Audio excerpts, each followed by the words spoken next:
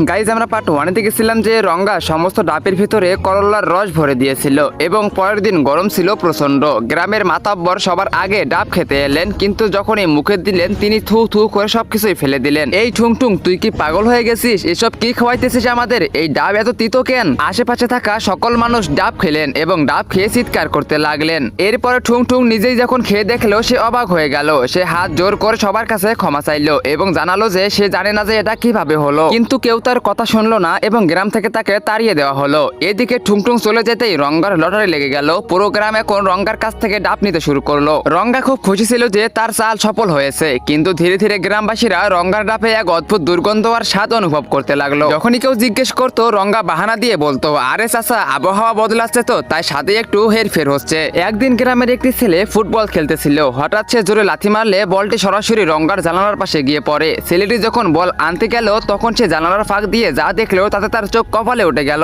দেখলো যে রঙ্গা নোংরা পানি আর সস্তা চিনির শরবত বানিয়ে সিরিজ দিয়ে পুরনো ডাবের ভিতরে ভরতেছিল, আর তার স্ত্রী পাশে দাঁড়িয়ে চিৎকার করে বলতেছিল, বন্ধ করো তোমার এই পাপ, তুমি তো ঠুংঠুংকে তাড়ালে, এবার তুমিও যাবে। কিন্তু রঙ্গা ধমক দিয়ে বলল, চুপ কর অলক্ষী, একদম কথা বলবি না। সবকিছুই দেখে শুনে ছেলেটি তৎক্ষণাৎ দৌড়ে গ্রামের মাতাব্বরের কাছে চলে গেল এবং সব সত্যি বলে দিল। সত্যিটা শুনে গ্রামের সকল মানুষ রাগে ফেটে পড়লো। সবাই মিলে রঙ্গার বাড়িতে চড়াও হলো, তাকে ধরা হলো, উত্তম মাধ্যম দেওয়া হলো এবং চিরকালের জন্য গ্রাম থেকে বের করে দেওয়া হলো। এরপর সবাই মিলে ঠুংঠুংকে সুসম্মানে ফিরিয়ে আনলো এবং হাত জোর করে তার কাছে ক্ষমা চাইলো। তখন সবাই বুঝতে পারলো যে প্রতারণা যতই দ্রুত দৌড়ক না কেন, সত্য আর সততা তাকে ধরেই ফেলে।